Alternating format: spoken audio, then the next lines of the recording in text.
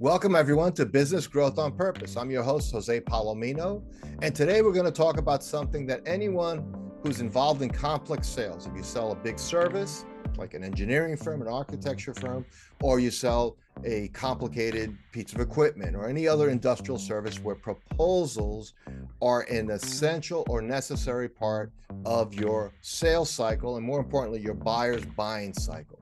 Our guest is Jim Rogers. He's an expert in this area, and we are so excited to have him on the show today. So listen closely. If you're in a world where you have to do proposals that win, you don't want to miss what's coming next. Welcome, Jim, to Business Growth on Purpose. Thanks for having me, Jose. Yeah, our pleasure. So, Jim, just for our audience sake, to give a little context here, and I know when I talk to people who've been experienced doing a lot of things in the business world, sometimes it's a little challenging to ask this question, but I'm going to ask it anyway. What do you do primarily, and who do you do it for primarily? Yes, so I help professional services firms, especially owners, win more work. And I do that in a couple of different ways. One is I'm a proposal consultant and shortlist interview presentation coach when people are going after a pursuit, an opportunity or contract that they really want to win, and they need some help. And what they've been doing in the past hasn't been working. So I do that. And then the other thing is, and this is the second piece is focused a little bit more on a particular segment in professional services, architects and engineers. I have something called the Seller-Doer Academy, and it teaches technical professionals how to sell, which they really don't want to do. And so I try to make it easy for them. So everybody's, you're not counting on a few rainmakers at the top to make to bring in all the revenue. You get everybody working up and down the line. Well, that's all about winning more business, more, I guess, more easily and more profitably. That's great. And you mentioned the proposal stuff at the front end. Let me dig into that a little bit, right? Because I've seen in all the years I've been working with mostly owner-led businesses, mostly in industrial professional categories. I've asked for samples of their proposals and so on. And, candidly, I haven't seen any that really are that impressive. They're either overly written, like way too long, too many words about themselves, or they're basically, it's almost like back of a napkin kind of stuff, just a couple of bullet points, and it's just not enough information there. So I'm going to ask an impossible question to answer, but I know you'll give it a good shot. What are some of the elements, like the top 3 or 4 things that make a great proposal in your experience? Yeah, so you said something really interesting there. Maybe we'll start in a little different place than I'm used to starting. You said you've seen some that were back of a cocktail napkin, not quite enough, or some that were too much. The interesting thing is either one of those could win. Okay. Because people spend too much time thinking about the written proposal. And then writing is not the skill that wins these things, it's listening. And it's the listening that happens earlier before somebody asks you for a proposal where these things are won or lost. So usually by the time somebody asks you for a proposal, if you're in a competitive situation, you got a handful of other people that you're going up against, they may already have a preference or be leaning a particular way, and it's too late by the time it's time to get the words down on paper. So what the proposal can do, it could flat out lose it for you if you don't connect with what they're looking for, or it could break a tie, maybe a little bit of a come from behind victory, right? I'm here in Lexington, Kentucky. We like to use horse racing terminology. It's hard to be a dead late closer if you know what that is. It means you come from way behind at the end of the race and win it down the stretch. Doesn't happen very often in business, right? If you're that far behind. Or the way I like to think of it is if you have a little bit of an edge because you've done a better job listening along the business development cycle during the sales process, you slam the door shut, you remove all doubt. And that's really what the buyer wants, is they want to make sure they didn't screw up, make the best choice, the firm that's going to help them achieve whatever it is they're trying to achieve. And all of that happens in the business development or the sales cycle leading up to the proposal. And that's where they're won or lost, not when you put your fingers to the keyboard. Wow. So what's interesting about that is I know sometimes, especially in smaller companies, where there really isn't a great resource or talent in terms of pure salesmanship, business development, as you're referring to it there. So they kind of hope that, well, we'll make it up in the document. We're going to sell this in the proposal. So do you run into that a lot? That kind of like either explicit or implicit thought that the proposal is going to finish the sale for us? Yeah, yes, I do. And interestingly, when I said sometimes you could win on the back of a cocktail napkin, sometimes you could win with an overwritten proposal. I had a client call me yesterday and said they won something that I helped them work on. And I was getting ready to go on vacation, and this thing was overwritten. So I really helped him with structure. I helped write the cover letter for him, helped figure out how to write his approach, technical approach section. You know, this was an engineering contract for highway engineering. And I was like, wow, this guy has really gone overboard here. And, but what that can do sometimes, because he had never met with the decision makers. And so I usually recommend against going after one of those if you've never even met with the decision makers as part of the sales process. It was a cold solicitation, an RFP that came out that was advertised that anybody could reply to. Well, what that showed was his passion for the work. That he done all this legwork and thinking about it, and other people just kind of mailed it in, right? They did the back of the napkin because they had a relationship with the client and they took it for granted. So you never know what's going to work for you. But what I would say is what he did was, you know, where he went overboard was in really digging into the details of the client's project and not talking about his qualifications, because frankly, they weren't more qualified than the people that they beat in terms of track record of doing that kind of work. They hadn't really done a lot of that work. What he did was he outworked his competitors in researching the client situation and what they needed. And so, you know, I told my client who, you know, who's the boss of the person who won this deal, I said, you know, we love and hate these stories, right? Right. Because what we just had was one of those rare instances where somebody wins a piece of work when they didn't do the relationship building up front. But what he did was, and I've got two girls that are freshmen in college right now. We just sent them off in the last month. And I've got a junior son who's going to be looking at colleges, and the college consultant, that's working with us, talks about the schools that like demonstrated interest. And I really kind of didn't understand what that meant until she said, yeah, you go visit the campus. That's demonstrated interest. If you're not, there's some schools that just throw money at you and based on the paper and your grades and all that kind of stuff, and that you're going to get in. There's some schools that are tougher to get into. If you're not going to go do a campus visit, you're probably not going to get in. That's what this young professional did that won this piece of work, was he demonstrated interest in the client and wanted to do the work. It was passion. He wore it on his sleeve. Well, what's interesting about that, Jim, and the way you framed it, so it's demonstrated interest in the client and the client problem, because every selling organization can demonstrate their interest in winning. Like I always tell sellers, I say, we know you want the order. That's not in doubt. The question is what you're reflecting on here is that the client says you're into me. If I'm the client, I want you to be into me and fixing my problem. I'm not interested in fixing your revenue issue. That's not my criteria. That's not on my list of things that matter to me. Yeah, for him, it wasn't about the money. It was about the work. He thought it was a really cool project. And that probably came across in how he described what he wanted to do, that it was a cool project, that it was interesting to them. That absolutely. Wow. So that's interesting. So I love the idea of whether it's an overly written or underwritten. What matters is that core thought that comes across, that I've paid attention and that I actually want to solve your problem, right? That's the number one thing.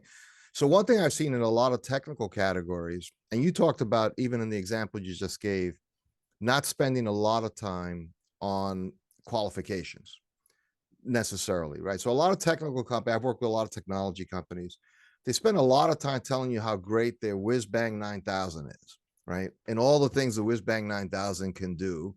And boy, it's made to within 3 micrometers of tolerances and things like that.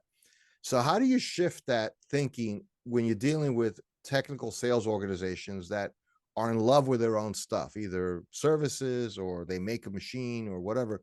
And at some point you do have to tell people what your thing is, but what's the right mix or balance there? How do you navigate that? And how much of that has to find its way into a proposal? Yeah, that's a great question. So you nailed something. If you'd asked me what one of the biggest mistakes is, it's really not connecting to decision maker values. Sometimes the cocktail napkin might do it. Mm-hmm. Sometimes the detailed proposal, like in the case I just gave you, might do it. But really what matters most is, are you connecting to what they're really looking for, kind of their unstated, unspoken needs? And are you listening during the sales process? Are you listening to what they're really telling you, which is not just about features and functionality, right? That's kind of, to boil down what you were talking about, it's features and functionality of whatever it is you're selling. And if you're selling services, then that's your qualifications, right? That's your credentials and your track record of doing stuff for other clients that's similar, because clients, first and foremost, don't want to screw up and they want to make a solid choice. So that means picking somebody who's done this kind of work before and not somebody who's doing it for the first time. So but the mistake is not understanding what the buyer values are, and it's instead resting on your laurels, or building everything on your reputation and your history and your product or service. And that really is a statement of qualifications, as opposed to a proposal that has some salesmanship to it. And I don't want to make this sound too scary for people who don't like to sell, but it's connecting to, what does this decision maker really care about for this particular procurement that they're making, right? The decision they're trying to make. Are they, if all of the things being equal, if there are five, let's just use architecture firms here, because those are some of the folks I work with. 5 architecture firms could do a great job with me. I can't tell the difference between their credentials, which happens all the time. You got good choices, or there'd be a monopoly out there. There'd be one firm that wins all these contracts, right? A lot of really good people, good choices, great track records, nice people, easy to work with, right? So how am I really going to distinguish? I'm going to distinguish if you can let me know that if I have multiple projects going on, in this particular project should be fairly simple and I shouldn't have to worry about it, then you could talk to me about, this is going to be no unnecessary effort on your part, right? We're going to take care of this for you. We know you have other big projects going on that require more of your attention. Or, we're going to, this could be a lot of hassle. This project could be a lot of hassle if you're getting, 2 a.m. phone calls from somebody on the school board because they've got a parent that's upset with them, and they're, this stuff flows downhill, so it's going to come back and hit you. Hey, we're going to make sure that doesn't happen, right? Because we're going to make preemptive strikes. So it's not just to prevent those kinds of things from happening. So it's knowing, and I've got a list of these that I teach people, things to listen for. They might be looking for a stepping stone in their career. Hey, this is a real career maker. So when you start to weave messages into your cover letter, into your approach, into your statement of quals, find places to put it, say, look, we're going to be here to make sure that this is delivered on time and budget because we know this is important for your career. Now, some of these things don't always make it in the written proposal because it's awkward. There could be multiple people reading it. Who are you really writing?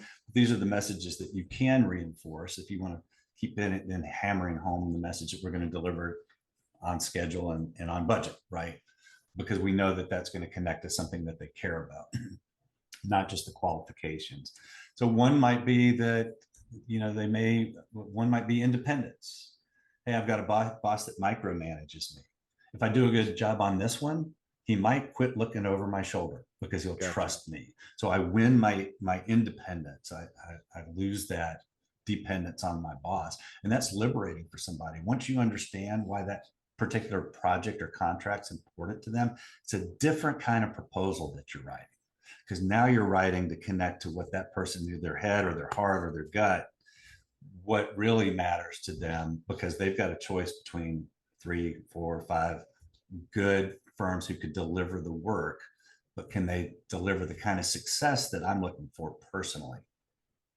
So a question, Jim, in connection with that. So actually two questions immediately come to mind. One is, it sounds like it's very important that early upfront in a formal proposal, you do kind of a recap of the issues that you're trying to solve.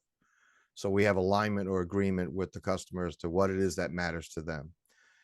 Now I've seen that done where that's 10 pages and people just glaze over it and they stipulate, yeah, you probably listened to us and you took notes and you missed the impact of maybe a shorter version of that, like a summary, which says, okay, the 5 things that seem to matter most to you are 1, 2, it all fits on one page. You could scan it. The detail analysis could come after that. Is that a good practice It to like is. really net the whole thing? Yeah, it is. I usually like to have one big idea. You know, people talk about win themes as a term that some of your Okay. listeners may be familiar with, but it's the one big overarching reason to hire somebody. But there could be 3 to 5, hopefully no more than 7. I try to keep people in the 3 to 5 range, supporting points Gotcha. that line up underneath that one big idea, right? And the one big idea might be no hassle. This project should be no hassle for Right. you. Right. So what are we going to do that? You know, we're going to make sure we take the lead on communication. We over communicate so that people, we set expectations so that people aren't surprised along the way, because that's what creates the phone calls, angry phone calls. So then you line up what you're going to do, or, examples of things you've done in the past to support that idea that you're going to eliminate hassle or worry for them or unnecessary effort on their part, which is a good thing if you're selling stuff to public, to governments. But that's, I'll hang on to that thought for a second. So yeah, usually you can do that in the first 2, if it's a 1-page executive summary or cover letter, which is really a sales document. Right. Well, too many people think of it as a transmittal, and they say, we're pleased to submit this proposal, right? I've actually seen it called transmittal.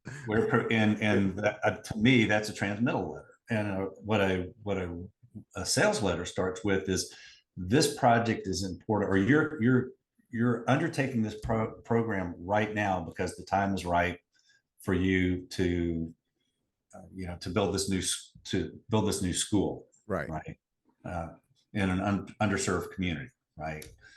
And so you're starting with the why now. People like to talk about Simon Sinek and why now. Hey, why now? Why are you doing this project now instead of doing something else, doing nothing, doing it yourself? And or buying this product or service. Why are you doing this now? And that's a real easy place to start, because then what you're doing is you're connecting with them and they're going, yeah, they get me. Because they're not really ready to listen to your statement of qualifications until you've demonstrated in some way that you understand them and what they're trying to achieve. And that's not just scope of work, right? There's other stuff that gets wrapped in that. Like anybody can create great deliverables.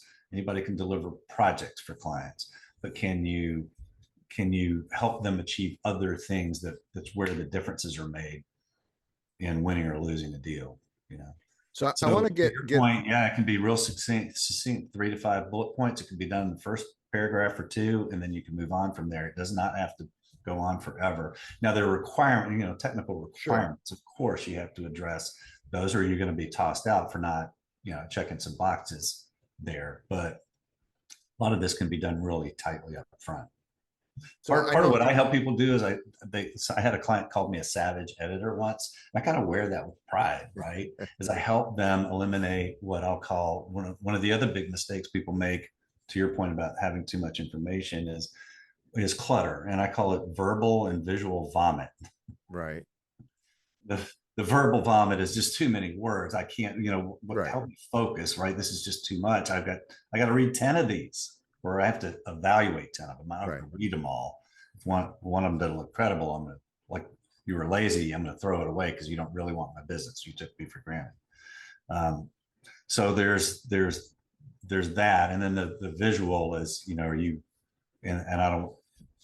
I'm not a visual designer, but I know what looks wrong. I know how to use white space on a page to make things easy for people to read. I know when images are too small. I know some of the big ideas, but there's a lot of clutter visually that people put in proposals that make it too hard to read, too hard to comprehend, too hard to remember.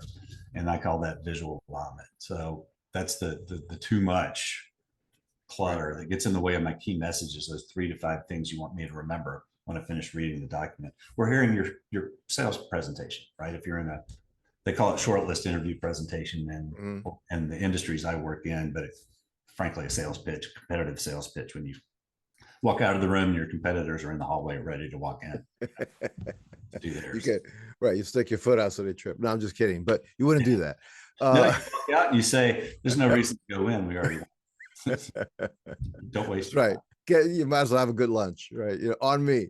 So, very, in the time remaining here, John, I want to explore just a related subtext theme to all of this, which is often in tech, any kind of technical industrial service sale, whatever, where you're doing a proposal. If you're selling to a larger entity, whether that's government or a large corporation, they have, in many cases, have made the procurement process so formal they kind of want to smash out all the soft stuff. So you can't get to the decision maker. They literally prevent you from doing so. And in fact, it's bad form. It's disqualifying in some cases for you trying to. Right. They give you a format to respond to that's very precise. So a lot of these key points, you may not have a chance to have either enter them into the equation, have them looked at at all, or in fact be allowed to do that stuff. So I guess my question is, how do you inject the thing? And by the way, everything you said really, really matters. Like creating alignment between me as a supplier and you as a customer, and making sure I'm aligned to the things that matter most to you as an organization is actually good for you as the buyer to know that. But some of the modern procurement techniques and processes try to eliminate that. They want it to all be like an AI selection process. So do you just like opt out of that game? But that's a game everywhere. So how do you play that game? Yeah, I wish I had a good answer for that. Early on, when people would ask me that, because if you do business with the federal government, they have this SF 330 procurement form for the industry that I'm in, construction industry.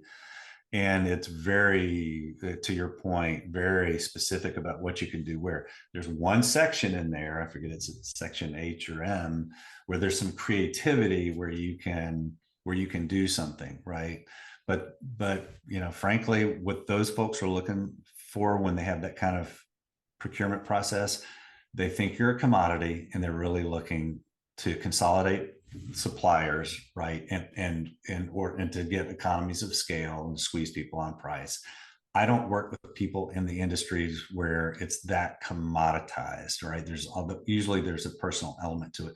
I don't know how to help people. It's really harder. I mean, there's some things that you can do, but it really is tough, Jose.